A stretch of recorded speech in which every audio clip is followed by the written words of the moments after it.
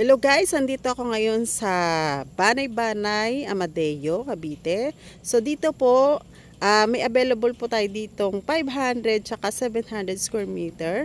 So yun po yung mga naka-avail. 30% paid ka na, pwede mo na magamit ang lote. 70% payable siya ng 2 to 3 years, zero interest. Free transfer title. At titulado po tong property na to. Nakita nyo, plat na plat yung lote. So, 10,000 reservation fee. Pagkas po ito ay magiging 3.8 po ang per square meter niya. So, ayan po yung ating farm lot dito sa Banay-Banay, Amadeo, Cavite. So, ito po ay malapit sa Crisanto Avenue.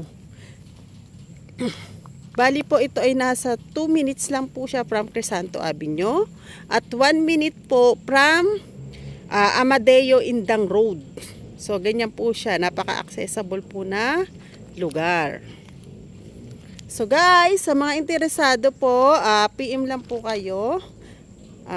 Available pa po siya. Grab niyo na po.